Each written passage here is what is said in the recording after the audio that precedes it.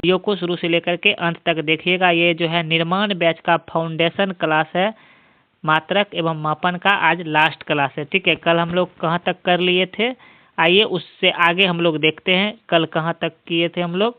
तो कल जो है हम लोग कर लिए थे, यहाँ तक तो हो गया था मात्रक मापन, यहाँ भी हो गया था, इकाई एवं उनके प्रतीक का लेखन भी हो गया था, एसआई परफिक्स बचा हुआ था। ठीक है, यहाँ तक तो हो गया था, एसआई परफिक्स तक बचा हुआ था। तो आज हम लोग यहाँ से स्टार्ट करेंगे। ये यूनिट एंड डायमेंशन यानी यूनिट एंड मेजरमेंट का ये लास्ट क्लास होगा। तो आइए देखते हैं। एसआई परफिक्स यानी उपसर्ग। ठीक है, एसआई यानी इसको परफिक्स मतलब क्या होता है, उपसर्ग होता है। ठीक है, तो देखेंगे भौतिक राशि के परिमाण एक विस्तृत श्रृंखला में भिन्न भिन्न होते हैं। परफिक्स क्या होता है कि कोई भी बड़ी से बड़ी संख्या को जो है हम छोटी में उसको कन्वर्ट करके लिख सकते हैं। जैसे मान लीजिए 1000 है। ठीक है, तो 1000 को हम लोग परफिक्स लगा करके क्या लिख सकते हैं, तो 1000 को हम लोग 10 पर पावर 3 लिख सकते हैं। तो कोई भी बड़ी संख्या जो लिखते हैं हम लोग उसको छोटी में कन्वर्ट करके हम लोग परफिक्स लगा के लिख सकते हैं। ठीक है, तो वही क्या हुआ, परफिक्स हुआ। तो देखते हैं उदाहरण के लिए, जैसे परमाणु त्रिज्या कितना होता है, तो 10 पर पावर -10 मीटर। ठीक है, उसके बाद पृथ्वी की त्रिज्या कितना होता है, तो 6.4 गुना 10 पर पावर 6 मीटर। अगर इसको हम पूरा अंक में लिखेंगे तो बहुत ज़्यादा बड़ा हो जाएगा। ठीक है, इसीलिए हम इसको जो है परफिक्स लगा करके इसको छोटा रूप में लिखते हैं। सेम वैल्यू रहता है, बस उसको लिखा जाता है छोटा वैल्यू के रूप में। ठीक है, तो इलेक्ट्रॉन का द्रव्यमान कितना होता है, तो 9.1 गुना 10 पर पावर -31 kg होता है। अगर हम इसको पूरा में लिखें तो बहुत बड़ा हो जाएगा। अगर इससे हम उपसर्ग हटा लें तो ये बहुत ज़्यादा बड़ा हो जाएगा। अब आइए कुछ जो है इम्पोर्टेंट परफिक्स दिया गया है उसको हम लोग को याद रखना रहता है। ठीक है, तो ज़्यादा करके इसमें माइनस वाला ही परफिक्स जो होता है, माइनस का वैल्यू जो होता है वही आपको एग्जाम में पूछा जाता है। ठीक है, प्लस वाला आपका बहुत ही कम पूछा जाता है और माइनस वाला जो है वही आपको ज़्यादा एग्जाम में पूछा जाता है। फिर भी हम लोग देख लेते हैं एक बार। सबसे पहला है एक्सा। एक्सा यानी 10 पर पावर 18। 10 पर पावर 18 का मतलब क्या हो जाता है, एक्सा हो जाता है। सिंबल क्या होता है, तो कैपिटल ई होता है। ठीक है, उसके बाद दूसरा में है पेटा। पेटा का वैल्यू कितना होता है, 10 पर पावर 15। इसका सिंबल क्या होता है, तो कैपिटल पी होता है। उसके बाद है टेरा। टेरा का क्या होता है वैल्यू, तो 10 पर पावर 12 होता है। उसके बाद गीगा। गीगा का कितना होता है, 10 पर पावर 9 होता है। मेगा का कितना होता है, तो 10 पर पावर 6 होता है। ठीक है, उसके बाद किलो का कितना होता है, तो 3 होता है, जिसको आप लोग देखते हैं किलो यानी 1000 ग्राम, यानी 3 जीरो आ जाता है 1000 पे, 1000 ग्राम यानी किलो। किलो का कितना हो जाता है, 10 पर पावर 3। हेक्टो का कितना हो जाता है, 10 पर पावर 2। और डेका का कितना, 10 पर पावर 1। तो ये आपका इसका सिंबल रहा और ये आपका इसका वैल्यू रहा। तो प्लस वाला कम ही पूछता है। ठीक है, ज़्यादा करके आपको माइनस वाला याद रखना है। प्लस वाला बस ये मेगा तक याद रखिए, कोई दिक्कत नहीं होगा। ठीक है, बन जाएगा एग्जाम में। उसके बाद माइनस वाला में देखिए क्या होता है, नीचे से ऊपर हम लोग चलेंगे। डेसी, आपको ये भी याद रखना है, डेसी का वैल्यू कितना होता है, तो 10 पर पावर -1 क्या होता है, तो डेसी का वैल्यू होता है। अगर इसी को हम बड़ा में लिखेंगे, परफिक्स हटा देंगे तो क्या हो जाएगा, 1 पर पावर 10 इसको लिखना पड़ेगा। कितना लिखना पड़ेगा, 1 पर पावर 10 इसका वैल्यू हो जाएगा। इसी को हम अगर उपसर्ग लगा के यानी परफिक्स लगा करके कितना लिखते हैं, तो 10 पर पावर -1 लिखते हैं। ठीक है, ऐसे करके लिखा जाता है। ठीक है, उसके बाद आ गया सेंटी। सेंटी यानी 10 पर पावर -2 यानी 100। ठीक है, 1/100 इसको हम कितना लिख सकते हैं, परफिक्स लगा करके, तो 10 पर पावर -2 लिख सकते हैं। तो कितना हो जाएगा सेंटी का वैल्यू, तो 10 पर पावर -2 हो जाएगा। उसके बाद है मिली। मिली का वैल्यू कितना होता है, तो 10 पर पावर -3 होता है आपका मिली का वैल्यू। उसके बाद माइक्रो का वैल्यू कितना होता है, आपको इम्पोर्टेंट है माइक्रो। 10 पर पावर कितना होता है, -6 होता है। माइक्रो आपको इसका सिंबल क्या होता है, तो म्यू। इसको क्या बोला जाता है, तो म्यू बोला जाता है। अगला है आपका नैनो। ये भी आपका इम्पोर्टेंट है, एग्जाम में पूछा जाता है। 1 नैनोमीटर बराबर कितना होता है, तो 10 पर पावर -9 मीटर होता है, आपको याद रखना है। उसके बाद आता है पीको। 1 पीको बराबर कितना होता है, तो 10 पर पावर -12 होता है। ठीक है, उसके बाद आपको यहीं तक याद रखना है। देखिए 10 पर पावर -12, 1 से शुरू कीजिएगा, 1 2 और -3 6 9 और 12, यहाँ तक आपको याद रखना है। इतना ही वैल्यू आपको एग्जाम में पूछा जाता है, ज़्यादा बड़ा वाला नहीं पूछा जाता है, खास करके प्लस वाला आपका कम पूछा जाता है, ठीक है। उसके बाद एक आपको याद रखने का तरीका बता देते हैं। जैसे मान लीजिए एटो, जिसके इंग्लिश का वर्ड, ये सभी का इंग्लिश का वर्ड जो है आपका, अगर मान लीजिए लास्ट में क्या रहता है, ओ, जिसके लास्ट में ओ, जैसे हो गया एटो, फेमटो, पिको, नैनो, लास्ट में इंग्लिश वर्ड में क्या होगा, ओ होगा। माइक्रो में क्या होगा, ओ होगा। तो ये सब वैल्यू जो है आपका क्या रहेगा, तो माइनस में वैल्यू रहेगा, माइनस वाला अंक रहेगा। कहीं कहीं मान लीजिए आपको बता दिया, अगर वैसे याद नहीं रहेगा, मान लीजिए 10 पर पावर -18 दे दिया, पूछेगा ये किसका वैल्यू है, ऑप्शन में रहेगा एक्सा और एटो, तो आप कहिएगा एक्सा में भी 18 रहता है और एटो में -18 रहता है। तो आपको याद नहीं रहेगा तो आप हो सकता है प्लस वाला मार सकते हैं। लेकिन अगर ये पॉइंट अगर आपको याद है कि जिसके लास्ट में इंग्लिश वर्ड के जिसके लास्ट में ओ रहता है, वो हमेशा माइनस वाला वैल्यू रहता है, ठीक है, माइनस वाला वैल्यू रहता है। अपवाद में एक है किलो, किलो में है KILO, तो लास्ट में ओ है लेकिन इसमें प्लस है। अपवाद में बस एक ये रहेगा, बाद बाकी आपका जिसका भी इंग्लिश वाला वर्ड में ओ आएगा वो नेगेटिव वैल्यू रहेगा। तो ऐसे आप लोग याद रख सकते हैं। मेन है कि आप यहाँ तक याद रख सकते हैं, पिको से लेकर के डेसी तक का, मात्र ये 5 वैल्यू आप ये लोग याद रख सकते हैं, ठीक है। इतना ही आपका इम्पोर्टेंट है। उसके बाद आगे देखते हैं एग्जाम्पल में क्या है। तो कुछ एग्जाम्पल दिया गया है, देख लेते हैं।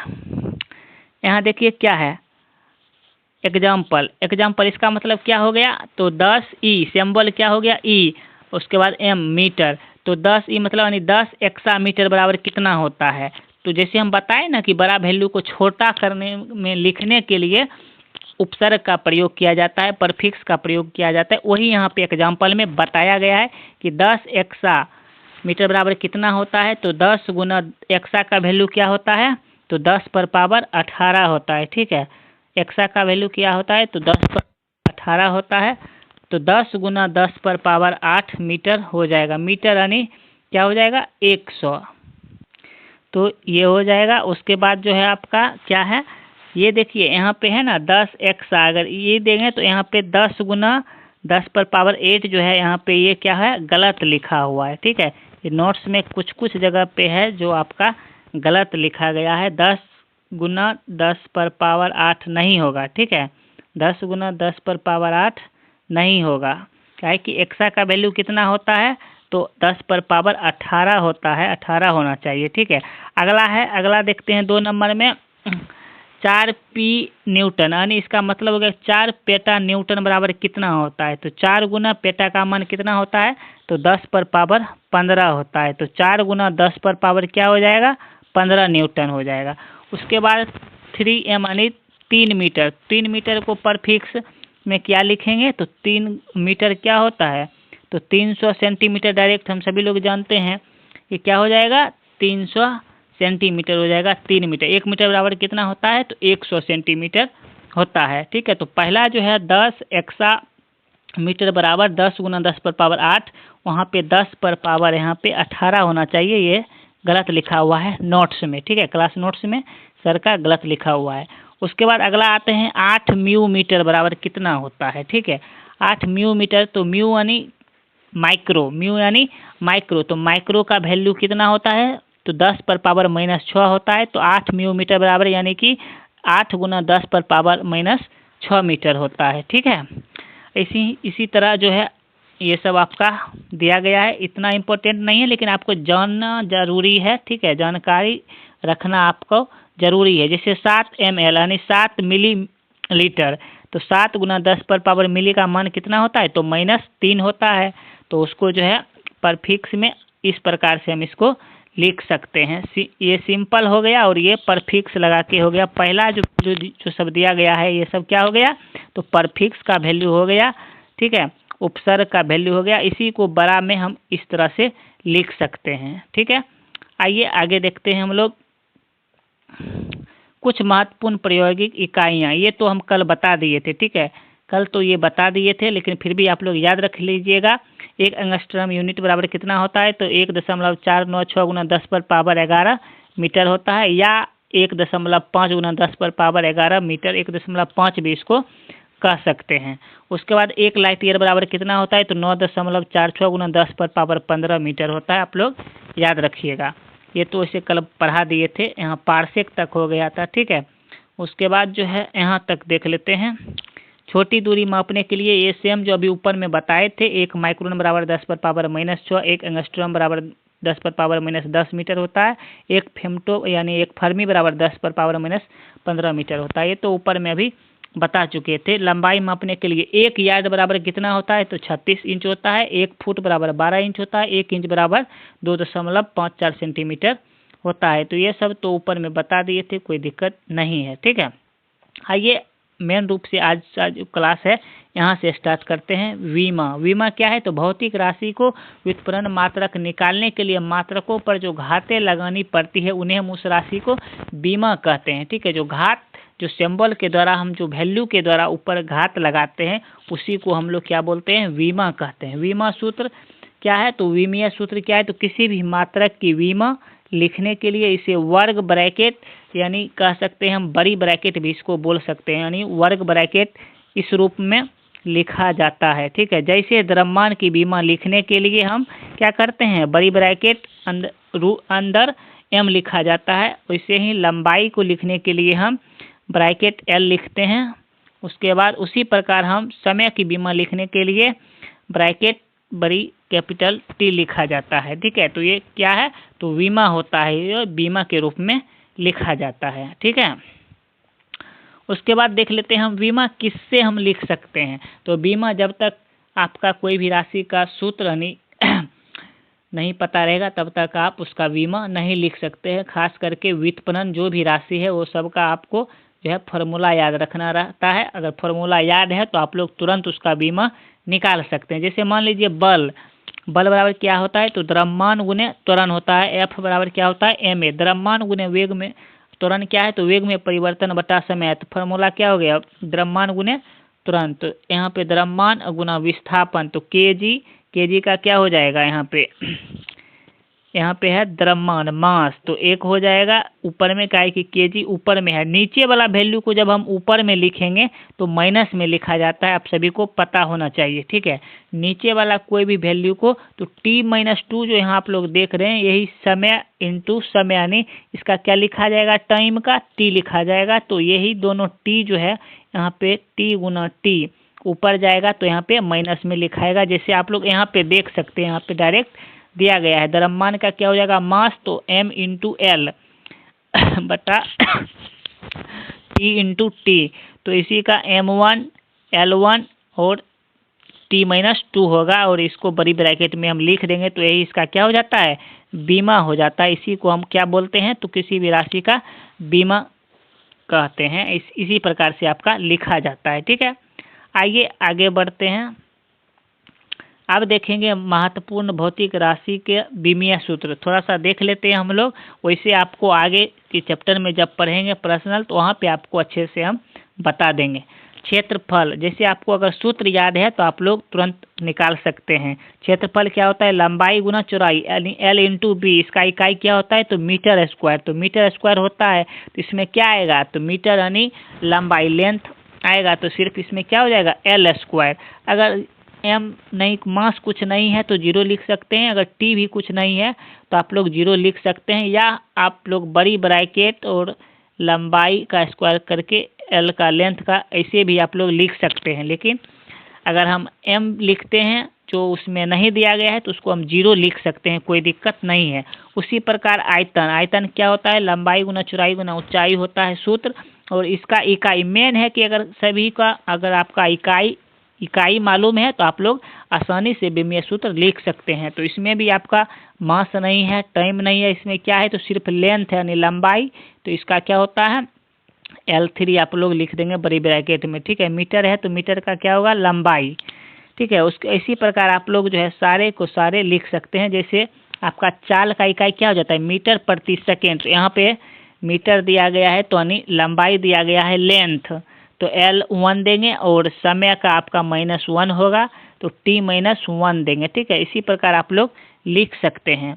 अगर आपको इकाई मालूम है तो आप सभी को आराम से लिख सकते हैं। इसमें बहुत सारा है, अगर हम एक एक करके सबको बताने लगेंगे तो फिर बहुत ज़्यादा टाइम लग जाएगा, क्योंकि टेस्ट का भी 20 क्वेश्चन करवाना है और जो आज क्लास में हुआ था उसका भी आपको लगभग 20 क्वेश्चन करवाना है। तो थोड़ा सा क्लास आज लेंथ होगा, इसीलिए हम लोग फास्ट में कर रहे हैं। लेकिन आपको कुछ नहीं, एक भी पॉइंट आपको क्लास में जो पढ़ाया गया है उससे ज़्यादा नहीं रहेगा, उससे जहाँ तक कि ज़्यादा रहेगा एक भी पॉइंट नहीं छोड़े हैं, ठीक है। तो देख लेते हैं हम लोग कुछ महत्वपूर्ण मापक यंत्र जो एग्जाम में पूछे जाते हैं। अल्टीमीटर, अल्टीमीटर क्या है? तो अल्टीमीटर का प्रयोग किस में किया जाता है? तो उड़ते हुए विमान की ऊंचाई मापने के लिए अल्टीमीटर का प्रयोग किया जाता है। अमीटर का प्रयोग क्या किस लिए किया जाता है? तो विद्युत धारा की तीव्रता को मापने के लिए किया जाता है, ठीक है। उसके बाद है बैरोमीटर। बैरोमीटर का प्रयोग किस लिए किया जाता है? तो वायुमंडलीय दाब को मापने के लिए बैरोमीटर का प्रयोग किया जाता है, ठीक है। एनीमोमीटर, तो एनीमोमीटर का प्रयोग किस लिए किया जाता है? तो वायु की गति मापने के लिए किया जाता है। अगला है फेदोमीटर, तो इसका प्रयोग किस लिए किया जाता है? तो सागर की गहराई को मापने के लिए फेदोमीटर का प्रयोग किया जाता है। गैल्वेनोमीटर, तो इसका प्रयोग किस लिए किया जाता है? तो इसका प्रयोग धारा की दिशा एवं विभवांतर मापने के लिए किया जाता है। धारा की दिशा एवं विभवांतर, विभवांतर ज़्यादा विभवांतर मापने के लिए इसका प्रयोग हम नहीं करते। अगर ज़्यादा विभवांतर रहा उसके बाद हम इससे मापेंगे तो ये काम नहीं करेगा, ठीक है। लो विभवांतर को मापने के लिए इसका प्रयोग किया जाता है, आप लोग याद रखिएगा। आइए अगला आता है हाइड्रोमीटर। हाइड्रोमीटर का प्रयोग किस लिए किया जाता है? तो तरल पदार्थों का अपेक्षित घनत्व मापने के लिए किया जाता है हाइड्रोमीटर का प्रयोग, ठीक है। उसके बाद आता है हाइग्रोमीटर। हाइग्रोमीटर आर्द्रता का स्तर मापने के लिए किया जाता है। ये दोनों में आप लोग बहुत ज़्यादा कन्फ्यूजन रहते हैं, तो यहाँ पे याद रखिएगा हाइड्रोमीटर का प्रयोग तरल पदार्थ का अपेक्षित घनत्व यानी डेंसिटी, डेंसिटी यानी हाइड्रो, यहाँ पे याद रख सकते हैं आप लोग। हाइड्रो यानी डेंसिटी मतलब घनत्व, इस प्रकार से आप लोग याद रख सकते हैं। अगला है मैनोमीटर का प्रयोग किस लिए किया जाता है? तो गैसों का दबाव मापने के लिए किया जाता है मैनोमीटर का प्रयोग। अगला है माइक्रोस्कोप, किस लिए किया जाता है? तो छोटी वस्तुओं को आवर्धित दृश्य को देखने के लिए किया जाता है। उसके बाद है रक्तदाबी माप, यानी जिसको हम लोग सिस्मोमीटर भी बोल सकते हैं, तो इसको रक्तचाप को मापने के लिए प्रयोग किया जाता है। उसके बाद है परिश्रावक, यानी जिसको स्टेथोस्कोप कहा जाता है, यानी धड़कन मापने के लिए, यानी दिल व फेफड़ों की आवाज़ को सुनने के लिए इसका प्रयोग किया जाता है। जो देखते हैं डॉक्टर लोग इसको आला भी बोलते हैं, ठीक है। उसके बाद अगला आता है टेकोमीटर। टेकोमीटर किस लिए किया जाता है? तो वायुयान की गति या शाफ्ट या घूर्णन की गति के लिए किया जाता है टेकोमीटर का प्रयोग, ठीक है। उसके बाद है कैलोरीमीटर। कैलोरीमीटर का प्रयोग किस लिए किया जाता है? तो निहित ऊष्मा को मापने के लिए किया जाता है। लैक्टोमीटर का प्रयोग तो दूध की शुद्धता को मापने के लिए किया जाता है। उसके बाद आता है विस्कोमीटर का प्रयोग किस लिए किया जाता है? तो तरल पदार्थ की श्यानता को मापने के लिए विस्कोमीटर का प्रयोग किया जाता है, ठीक है। अब आगे देख लेते हैं पेरिस्कोप। पेरिस्कोप का प्रयोग किस लिए किया जाता है? तो पेरिस्कोप का प्रयोग पनडुब्बी में जो होता है गहराई को देखने के लिए किया जाता है। उसके बाद आता है अगला हेलियोस्कोप। इसको सूरज को देखने के लिए किया जाता है, ठीक है। सूरज को देखने के लिए किसका प्रयोग किया जाता है? तो हेलियोस्कोप का प्रयोग किया जाता है। मान लीजिए सूरज से जो जितना भी ज़्यादा रोशनी आता है लाइट, नज़दीक से हम लोग सूरज को देख सकते हैं, नहीं देख सकते हैं। अगर देखना होगा तो हेलियोस्कोप के द्वारा हम लोग लगा के नज़दीक से देख सकते हैं। इतना भी नज़दीक से नहीं कि वहाँ पे ये भी काम नहीं करे, यानी थोड़ा सा दूरी से जहाँ पे बहुत ज़्यादा प्रकाश की रोशनी आता है सूरज से। उसके बाद आता है पॉलीग्राफ। पॉलीग्राफ का प्रयोग किस लिए किया जाता है? तो लाइट डिटेक्टर के रूप में किया जाता है। उसके बाद आता है ओडोमीटर, ठीक है। ओडोमीटर गाड़ी में दूरी मापने के लिए किया जाता है। जैसे आप लोग देखते हैं बाइक जो चलाते हैं कितना किलोमीटर तक चला, तो किस लिए कैसे काम करता है? तो ओडोमीटर के द्वारा ही वो काम आपका करता है, ठीक है। अगला है रडार। रडार का युद्धक विमानों की दूरी व स्थिति को बताने के लिए कौन काम करता है? तो रडार ही काम करता है, ठीक है। उसके बाद आता है क्रोनोमीटर। तो जहाज में सटीक समय कितना हुआ उसकी जानकारी किसके द्वारा दिया जाता है? तो क्रोनोमीटर के द्वारा ही दिया जाता है। अगला आता है सिस्मोग्राफ। सिस्मोग्राफ का प्रयोग किस लिए किया जाता है? तो भूकंप की तीव्रता को मापने के लिए किया जाता है। उसके बाद अगला है स्पीडोमीटर। हमारी गाड़ी कितने स्पीड से चल रही है इसको कौन तय करता है, कौन मापता है? तो स्पीडोमीटर के द्वारा ही ये मापा जाता है गति की। अब आइए, ये तो महत्वपूर्ण था। उसके बाद आज के क्लास में जो हम लोग का ये क्वेश्चन है प्रीवियस ईयर का क्वेश्चन है, टोटल जो क्लास में करवाया गया था वही क्वेश्चन हम आप लोगों को करवा रहे। थोड़ा सा ये कॉपी पे नहीं नोट कर पाए हैं, ठीक है, इसीलिए सोचिए इसी में हम लोग काट के लगा दिए हैं, कोई दिक्कत नहीं है, बाद में हम लोग नोट कर लेंगे कॉपी में। अभी सोचे एक ही क्लास में आप लोगों को बता देंगे, इसीलिए हम जो है PDF से ही काट के इसको लगा दिए हैं, तो कोई दिक्कत नहीं है। आइए देखते हैं क्वेश्चन। कुछ राशियों को दर्शाने के लिए उनके परिमाण के साथ साथ निर्दिष्ट की जाती है, इस प्रकार की भौतिक राशि को क्या कहा जाता है? तो कुछ राशियों को दर्शाने के लिए परिमाण के साथ साथ दिशा की भी जरूरत होती है, उसे क्या कहा जाता है? तो उसे सदिश राशि कहा जाता है, जिस परिणाम के साथ साथ दिशा की भी जरूरत होती है। अगला है, सब क्वेश्चन प्रीवियस ईयर का आपका पूछा हुआ क्वेश्चन है, ठीक है। अगला क्वेश्चन है, कुछ राशि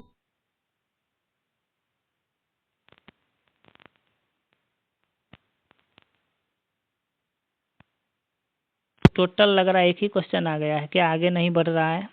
हाँ, अब आया, 3 बार आ गया था एक ही सेम क्वेश्चन।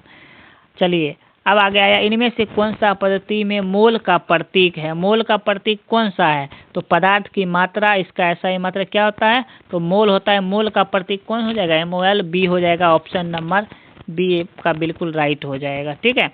अगला क्वेश्चन देखते हैं हम लोग, इनमें से कौन सा, सभी लग रहा है 2 आ गया है, ठीक है, अच्छा कोई दिक्कत नहीं है, हम लोग फास्ट में भगा के कर लेंगे। निम्न में से कौन सी तापमान की इकाई है, यानी तापमान की मात्रक है? तो केल्विन आपका जो है ऑप्शन नंबर डी बिल्कुल राइट हो जाएगा। ये क्वेश्चन जो है आपका क्लास में करवाया गया है, ये टेस्ट का क्वेश्चन नहीं है। टेस्ट का क्वेश्चन जब आएगा आपको हम बता देंगे, ये क्लास में करवाया गया है, चैप्टर इंड होने के बाद करवाया गया है सब क्वेश्चन है, ठीक है। सभी क्वेश्चन लग रहा है 2 बार आ गया है। चलिए अगला क्वेश्चन क्या है आपका, पृथ्वी से लेकर सूर्य तक की अनुमानित दूरी कितनी होती है? तो पृथ्वी से लेकर के सूर्य तक की अनुमानित दूरी किसको कहते हैं? तो खगोलीय इकाई को कहा जाता है। सूर्य से लेकर अनुमानित दूरी को क्या कहा जाता है? तो खगोलीय इकाई कहा जाता है। ये NTPC में पूछा गया प्रश्न है, आप लोग देख सकते हैं, वही सब टोटल प्रीवियस ईयर पूछा गया है क्वेश्चन। उसके बाद देखेंगे हम लोग, प्रकाश वर्ष द्वारा किसे मापा जाता है? तो प्रकाश वर्ष द्वारा किसे मापा जाता है? तो दूरी को मापा जाता है प्रकाश वर्ष के द्वारा। एक प्रकाश वर्ष बराबर कितना होता है? तो 9.46 × 10⁻15 मीटर होता है, ठीक है। याद रखिएगा, ये क्वेश्चन बहुत ही अच्छा है, बार बार पूछा जाता है। ये ग्रुप डी में भी पूछा गया था, NTPC में भी पूछा गया था, ALP में भी पूछा गया है, ये क्वेश्चन है आपका, ठीक है। अगला क्वेश्चन हम लोग देखेंगे, सभी क्वेश्चन 2 बार आ गया है, इसीलिए हम एक एक देखते होंगे, आप लोग भगा दे रहे हैं, तो 2 बार आ गया है सभी क्वेश्चन, ठीक है। चलिए ये देखते हैं, एक खगोलीय इकाई में कितने मीटर होता है? तो एक खगोलीय इकाई में कितने मीटर होता है? अभी ही बताए थे आप लोगों को, थ्योरी जब पढ़ा रहे थे, तो कितना होता है? तो 1.5 × 10⁻11 मीटर, या हम लोग कह सकते हैं 1.496 × 10⁻11 मीटर होता है। तो इसका राइट ऑप्शन क्या हो जाएगा? बी हो जाएगा, 1.5 × 10⁻11 मीटर होता है एक खगोलीय इकाई बराबर, ठीक है। आइए आगे बढ़ते हैं, ये तो बता ही दिए हैं अभी, सभी क्वेश्चन 2 बार सेट हो गया था, इसके लिए आप लोग थोड़ा सा टेंशन नहीं लीजिएगा, बढ़ा दे रहे हैं। SI प्रति में 1 यार्ड किसके बराबर होता है?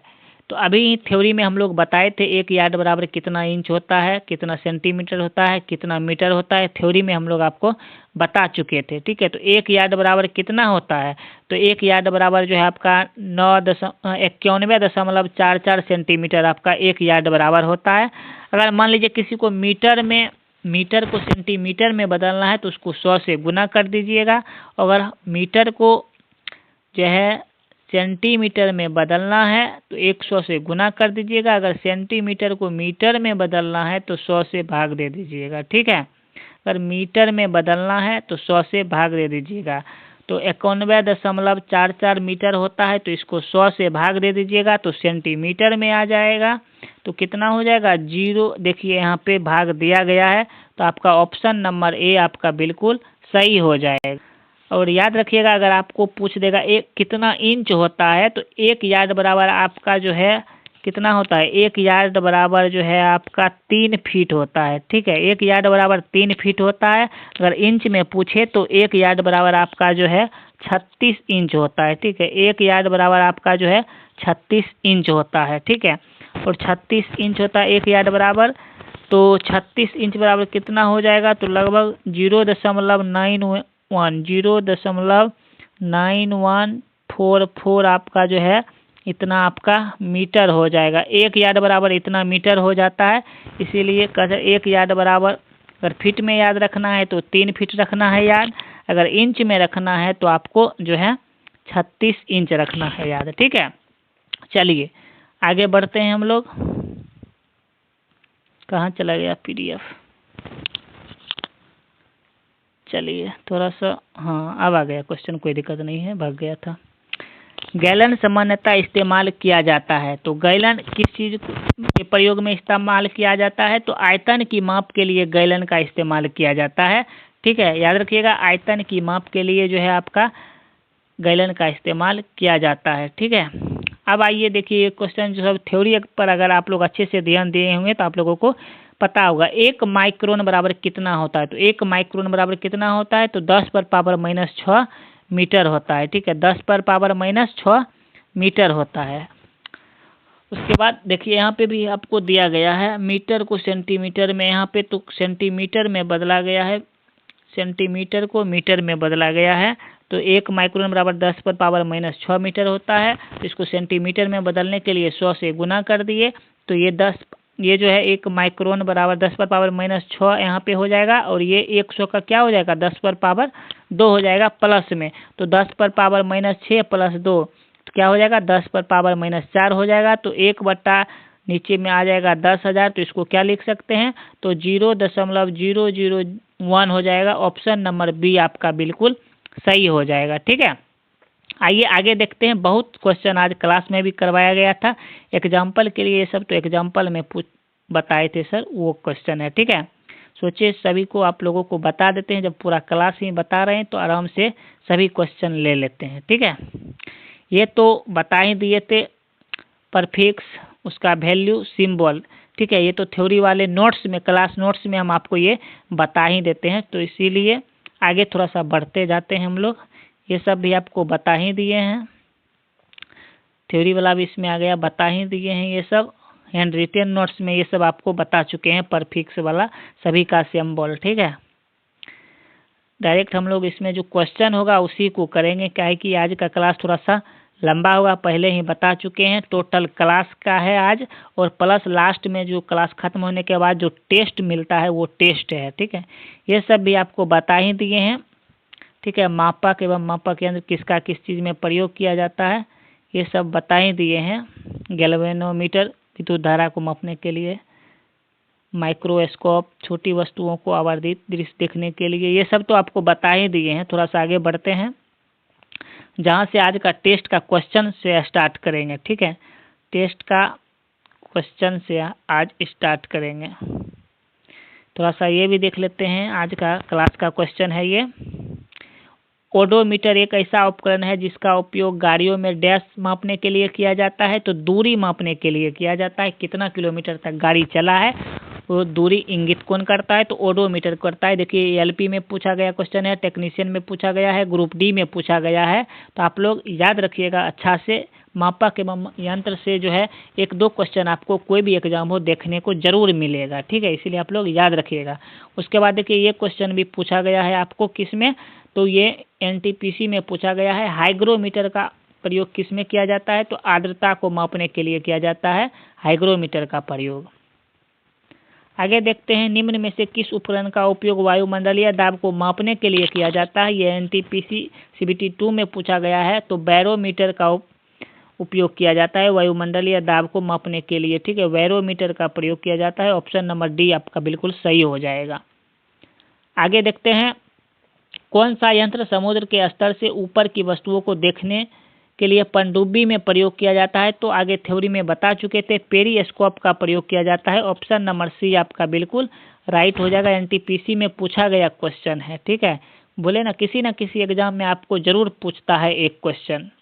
उसके बाद सूर्य को देखने के लिए किस यंत्र का प्रयोग किया जाता है? तो हेलियोस्कोप का प्रयोग किया जाता है। बताए थे सूर्य को देखने के लिए सूर्य से जो डायरेक्ट प्रकाश आता है आग की तरह, उसको हम नज़दीक से नहीं देख सकते हैं। किसके द्वारा देख सकते हैं? तो हेलियोस्कोप के द्वारा उसको देख सकते हैं। आगे देखते हैं क्वेश्चन क्या है। निम्न में से कौन सी झूठ का पता लगाने के लिए प्रयोग किया जाता है? बताए थे ना थ्योरी वाला में, पॉलीग्राफ का प्रयोग जो है झूठ का पता लगाने के लिए किया जाता है। डॉक्टर जो देखते हैं बहुत ज़्यादा जो जो केस होता है, सीरियस केस, उसमें पुलिस क्या करता है? डॉक्टर के पास ले जाता है। किसके लिए? तो अगर वो झूठ बोलता है तो उसका पता लगाने के लिए पॉलीग्राफ का प्रयोग किया जाता है। ठीक है, आइए आगे देखते हैं।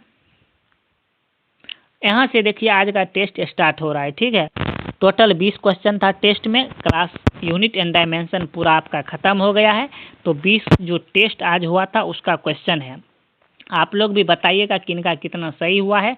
हम स्पीड से इसको सॉल्यूशन करते जा रहे हैं। ठीक है, पहला क्वेश्चन है आपका, निम्नलिखित में से कौन सा एक व्युत्पन्न मात्रक है? ठीक है, व्युत्पन्न मात्रक है तो आपका मीटर जो हो जाएगा, लंबाई का मीटर ये हो जाएगा आपका आधारी मात्रक। किलोग्राम भी आपका आधारी मात्रक हो जाएगा, और समय सेकेंड ये भी आधारी मात्रक हो जाएगा। तो इसका सही उत्तर कौन सा हो जाएगा? व्युत्पन्न मात्रक है तो ये न्यूटन हो जाएगा। ठीक है, कौन सा हो जाएगा? न्यूटन हो जाएगा। बाद बाकी जो स्वतंत्र रूप से पाए जाते हैं तो आपका ये व्युत्पन्न मात्रक नहीं होगा, आधारी मात्रक होगा। और न्यूटन जो है आपका बिल्कुल सही आंसर हो जाएगा, ऑप्शन सी। ठीक है, आइए अगला क्वेश्चन नंबर 2 देखते हैं हम लोग। क्वेश्चन नंबर 2 है, उपसर्ग मेगा क्या दर्शाता है? उपसर्ग मेगा क्या दर्शाता है? तो बोले थे ना कि 1-2 क्वेश्चन आपका जो है परफिक्स से भी आ जाता है, उपसर्ग से भी। तो उपसर्ग क्या दर्शाता है? मेगा। तो मेगा जो है आपका क्या दर्शाता है? तो मेगा 10 पर पावर 6 क्या होता है? मेगा होता है। तो 2 का ऑप्शन नंबर ए बिल्कुल सही हो जाएगा। 2 का ऑप्शन नंबर ए आपका बिल्कुल सही हो जाएगा, 10 पर पावर 6 होता है। आगे देखेंगे क्वेश्चन नंबर 3 देखेंगे। क्वेश्चन नंबर 3 है, कैंडेला में किस राशि को मापा जाता है? कैंडेला में किस राशि को मापा जाता है? तो ज्योति तीव्रता को कैंडेला में मापा जाता है। 3 का ऑप्शन नंबर बी आपका बिल्कुल सही हो जाएगा। आगे देखते हैं क्वेश्चन नंबर 4, पदार्थ की मात्रा किस एसआई मात्रक में मापी जाती है? तो मोल में मापी जाती है। नंबर ए 4 का बिल्कुल सही हो जाएगा। आगे देखते हैं क्वेश्चन नंबर 5। क्वेश्चन नंबर 5 देखेंगे, वायुमंडलीय दाब मापने के लिए किस उपकरण का उपयोग किया जाता है? तो वायुमंडलीय दाब मापने के लिए किस उपकरण का उपयोग किया जाता है? तो थ्योरी में बता चुके थे, बैरोमीटर का प्रयोग किया जाता है। ठीक है, आगे देखेंगे क्वेश्चन नंबर 6, स्टेरेडियन में कौन सी राशि मापी जाती है? तो स्टेरेडियन में आपका जो है ठोस कोण को मापा जाता है। ऑप्शन नंबर बी आपका बिल्कुल सही हो जाएगा। ये टोटल आज का टेस्ट का क्वेश्चन है, 20 क्वेश्चन टेस्ट का होगा क्लास खत्म होने के बाद जो टेस्ट लिया गया था सर के द्वारा। आगे देखते हैं, आर्द्रता मापने के लिए विशेष रूप से किस उपकरण का उपयोग किया जाता है? तो आर्द्रता मापने के लिए किसका प्रयोग किया जाता है? तो हाइग्रोमीटर का प्रयोग आर्द्रता मापने के लिए किया जाता है। और हाइड्रोमीटर का प्रयोग किस लिए किया जाता है? तो अपेक्षित घनत्व को मापने के लिए किसका प्रयोग किया जाता है? तो हाइड्रोमीटर का किया जाता है। तो 7 का ऑप्शन नंबर सी हो जाएगा, आर्द्रता मापने के लिए हाइग्रोमीटर का प्रयोग किया जाता है। ठीक है, आगे देखते हैं क्वेश्चन 8 नंबर, एसआई उपसर्ग यानी पीको के लिए गुणक क्या है? तो पीको का यहाँ पे सिंबल क्या हो जाएगा? तो पीको का सिंबल आपका 10 पर पावर -12 हो जाएगा। पीको का सिंबल 8 का ऑप्शन नंबर आपका ए बिल्कुल सही हो जाएगा, 10 पर पावर -12। ठीक है, आगे देखते हैं हम लोग क्वेश्चन नंबर 9, चाल का विमीय सूत्र क्या होता है? थ्योरी में हम बता चुके थे चाल का विमीय सूत्र क्या होता है। तो चाल का एसआई मात्रक क्या होता है? मीटर प्रति सेकेंड होता है। तो क्या क्या आ गया चाल में? तो चाल में जो है आपका मीटर आ गया और सेकेंड आ गया। तो मीटर के लिए क्या लिखेंगे? एल लिखेंगे, L1। उसके बाद सेकेंड प्रति सेकेंड, तो प्रति सेकेंड तो T-1 लिखेंगे। और इसमें जो है m कुछ नहीं है तो m यहाँ पे 0 हो जाएगा। तो m0 L1 T-1 किस में है? ऑप्शन नंबर ए में आपका है। तो ऑप्शन नंबर ए बिल्कुल आपका सही हो जाएगा। ठीक है। क्वेश्चन नंबर 10 देखेंगे, इनमें से कौन सी मात्रक की प्रणाली है? तो मात्रक की कितना प्रणाली है? 4, MKS, FPS, CGS और SI। तो इसमें कौन सा है? तो FPS मात्रक प्रणाली है। MKP कोई प्रणाली नहीं है, SMS कोई प्रणाली नहीं है, CGS है। लेकिन क्या होता है? CGS रहता तो आपका सही होता, ये प्रणाली है, लेकिन CGS ये कोई प्रणाली नहीं है। आगे देखते हैं क्वेश्चन नंबर 11 की ओर हम लोग। बहुत ही अच्छा क्वेश्चन था। चलिए क्वेश्चन नंबर 11 देखते हैं। एसआई पद्धति में मूल इकाई कौन कौन सा है? तो मूल इकाई का मात्रक इसमें दिया गया कौन कौन सा है? तो लंबाई का क्या होता है? मीटर, द्रव्यमान का केजी, समय का सेकेंड, विद्युत धारा का एम्पियर, तापमान का केल्विन, पदार्थ परिणाम का मोल और ज्योति तीव्रता का कैंडेला। यही आपका ऑप्शन हो जाएगा। हम मिला रहे थे, यही इसका ऑप्शन भी हो जाएगा। ऑप्शन नंबर ए जो है इसे सभी क्या है? मूल मात्रक है की इकाई है। यही पूछ रहा है इसमें कि एसआई पद्धति में मूल इकाई कौन कौन सा है, मात्रक कौन कौन सा है? तो ऑप्शन नंबर ए आपका बिल्कुल सही हो जाएगा। अगला देखेंगे हम लोग 12 नंबर क्वेश्चन। एम्पियर का संकेत क्या होता है? एम्पियर का संकेत क्या होता है? तो कैपिटल ए होता है। ऑप्शन नंबर ए बिल्कुल आपका राइट हो जाएगा। अगला क्वेश्चन हम लोग देखेंगे क्वेश्चन नंबर 13। एक तरल का घनत्व 13.6 ग्राम पर cm क्यू यानी सेंटीमीटर क्यू है, तो इसका मान एसआई पद्धति में क्या होगा? सबसे पहले आप लोग को याद रखना पड़ेगा कि घनत्व का द्रव्यमान कितना होता है। तो घनत्व का द्रव्यमान जो है इसको एसआई पद्धति में इसका क्या होता है? सिंबल क्या होता है? अगर सिंबल याद रहेगा तो आप लोग मार सकते हैं। यहाँ तो सभी का सिंबल समान है, तो यहाँ पे तो आप ऑप्शन से नहीं बना सकते हैं, क्योंकि घनत्व का क्या होता है? तो केजी पर मीटर क्यू होता है। ठीक है, केजी पर मीटर क्यू होता है। तो यहाँ पे सभी में दिया गया है, तो उससे आप तो बना नहीं सकते हैं।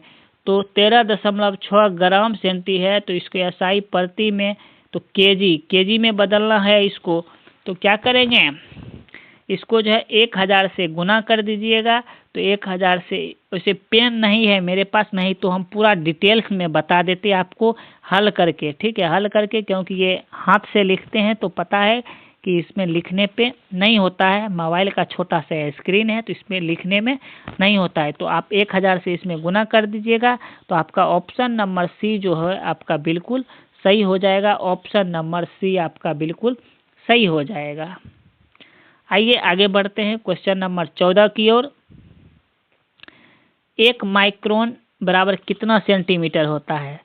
1 माइक्रोन बराबर कितना सेंटीमीटर होता है? तो सबसे पहले जानेंगे 1 माइक्रोन बराबर कितना मीटर। तो 1 माइक्रोन बराबर जो है 10⁻⁻6 मीटर होता है। ठीक है, 10⁻⁻6 मीटर होता है माइक्रोन बराबर। अगर सेंटीमीटर में बात करेंगे तो 10⁻⁻4 सेंटीमीटर होता है। सेंटीमीटर में इतना होता है, तो यही सेंटीमीटर में पूछा है। तो यहाँ पे जो वैल्यू दिया गया है ये परफिक्स वैल्यू है, उपसर्ग वैल्यू है। तो इसको तोड़ करके अगर हम लिखते हैं तो कैसे लिखते हैं? तो 1 पर नीचे में क्या होगा? बटा में 4 के 0 होगा। तो इसको जब भाग देंगे तो कितना आएगा? तो 0.0001 आएगा। ऑप्शन नंबर बी आपका बिल्कुल सही हो जाएगा। सबसे पहले आपको याद रखना है 1 माइक्रोन बराबर कितना होता है? तो 10⁻⁻6 मीटर होता है। तो सेंटीमीटर में कितना होगा? तो 10⁻⁻4 होगा।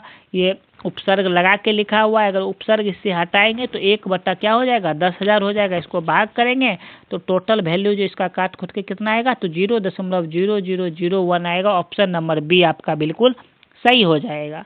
आइए क्वेश्चन नंबर 15 देखते हैं। 1 पिको फैराड किसके बराबर होता है?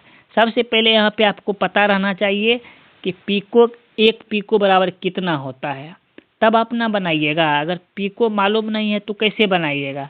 तो 1 पिको बराबर क्या होता है? 1 पिको बराबर होता है 10⁻⁻12 होता है। ठीक है, बोले ना कि ज़्यादा करके आपको माइनस वाला ही याद रखना है, वही पूछता है। तो 1 पिको फैराड बराबर कितना हो जाता है। लास्ट में कोई भी मात्रक जितना बोले वही आपको लगाना है। बस ये याद रखना है कि पिको का मान कितना होता है 10⁻⁻12। तो यहाँ पे फैराड पूछ रहा है तो 10⁻⁻12 फैराड हो जाएगा। अगर पूछेगा 1 पिको मीटर बराबर कितना होता है तो लास्ट में मीटर पूछा है तो 10⁻⁻12 मीटर हो जाएगा। ठीक है, बस आपका जो है परफिक्स का वैल्यू याद रखना है। आगे आपको देखना है क्वेश्चन नंबर 16। एंगस्ट्रम डैश को अभिव्यक्त करने की मात्रक है। एंगस्ट्रम क्या है? एंगस्ट्रम जो है आपका क्या है तो ये दूरी है, दूरी यानी लंबाई है। तो ऑप्शन नंबर सी आपका बिल्कुल सही हो जाएगा। एंगस्ट्रम क्या है तो दूरी है यानी कि लंबाई है। लंबाई को व्यक्त करने के लिए एंगस्ट्रम जो होता है ये होता है। तो आप लोग याद रखिएगा, लंबाई एंगस्ट्रम को अभिव्यक्त करता है, उसका मात्रक है। आगे देखते हैं क्वेश्चन नंबर 17। एसआई प्रणाली में 1 यार्ड किसके बराबर होता है। ये यार्ड वाला क्वेश्चन आपको अच्छे से बताए थे 2 बार, एक थ्योरी में भी बताए थे। 1 यार्ड बराबर कितना होता है तो 3 फीट होता है और इंच में इसको बदल दीजिएगा तो 36 इंच होता है। तो कितना मीटर में कितना होगा तो 0.9144 मीटर होगा। ये हम आपको बता चुके हैं। ठीक है, ये ऐसा क्वेश्चन आपको क्लास में भी करवाया था। इससे पहले जो कुछ देर पहले देखे थे तो आपका 0.9144 मीटर होता है, आपका लिख के हम बताए थे। ठीक है, इसीलिए यहाँ पे ज़्यादा डिस्कशन नहीं करेंगे अभी, काहे कि समय जो है आपका वीडियो बहुत ज़्यादा लेंथ हो गया है, 41-42 मिनट हो गया है। अगला क्वेश्चन है द्रव का अपेक्षित घनत्व मापने के लिए किस उपकरण का प्रयोग किया जाता है। तो अपेक्षित घनत्व मापने के लिए किसका प्रयोग किया जाता है तो हाइड्रोमीटर यानी हाइड्रो, डी याद रखिएगा, हाइड्रो यानी डेंसिटी और घनत्व यानी डेंसिटी। तो हाइड्रो, इससे याद करने के लिए हम कह सकते हैं तो ऑप्शन नंबर बी आपका बिल्कुल सही हो जाएगा। आगे देखते हैं क्वेश्चन नंबर 19 क्या है। मापने वाले उपकरण के निम्नलिखित में से कौन सा जोड़ा सही है। तो पायरोमीटर उच्च तापमान को मापता है, यहाँ पे जो दिया गया है उच्च तापमान, और टोकोमीटर जो एक ऑटोमोबाइल में यात्रा की गई दूरी को मापता है। तो क्या है इसमें कौन सा सही है आप लोग इसमें बताइए जल्दी से। केवल 1, केवल 2, 1 और 2 दोनों। तो इसमें कौन सा हो जाएगा तो इसका सही उत्तर हो जाए ओनली ए हो जाएगा। ऑप्शन नंबर केवल 1 होगा। पायरोमीटर बहुत उच्च तापमान को मापने के लिए किया जाता है, और जो है विमान की गति मापने के लिए अल्टीमीटर का प्रयोग किया जाता है। ठीक है, याद रखिएगा। और टोकोमीटर जो है ये क्या मापता है तो ये सॉफ्ट या डिस्क की घूर्णन की गति मापता है। ठीक है, ये दूरी को नहीं मापता है, ये घूर्णन की गति को मापता है, ये गलत है। टोकोमीटर क्या मापता है तो ये जो है सॉफ्ट या डिस्क की, जो बाइक में देखते हैं डिस्क की घूर्णन की आरपीएम आप लोग अच्छे से समझते होंगे, आरपीएम। ठीक है, तो ये जो है टोकोमीटर वही है, आरपीएम है, यानी सॉफ्ट या क्रैंक सॉफ्ट जो होता है मशीन का या डिस्क की घूर्णन की गति को मापता है, ये दूरी को मापता नहीं है। तो आपका केवल ए उत्तर सही हो जाएगा। आइए आगे देखते हैं। थोड़ा सा वीडियो लैग कर रहा है रिकॉर्डिंग करते टाइम। ठीक है, लास्ट क्वेश्चन आज का देखेंगे। विमान में ऊंचाई मापने के लिए किस उपकरण का प्रयोग किया जाता है। तो अभी तुरंत बताए थे, अल्टीमीटर का उपयोग विमान की ऊंचाई को मापने के लिए किया जाता है। ठीक है, तो आज का ये लास्ट क्वेश्चन था। मिलते हैं नेक्स्ट क्लास में। कल से जो है आपका गति स्टार्ट होगा, तो क्लास हैंड रिटेन नोट्स के साथ मिलते हैं। आप लोग वीडियो को शेयर कर दीजिए, वीडियो को बहुत ही कम लोग शेयर किए हैं। ठीक है, इसी तरह आप लोग चैनल पर बने रहिए। प्रत्येक दिन आपको इसी तरह क्लास हैंड रिटेन नोट्स और टेस्ट के साथ आपको मिलता रहेगा। निर्माण बैच साइंस फाउंडेशन जो रेलवे के सभी एग्जाम्स के लिए बहुत ही महत्वपूर्ण रहने वाला है।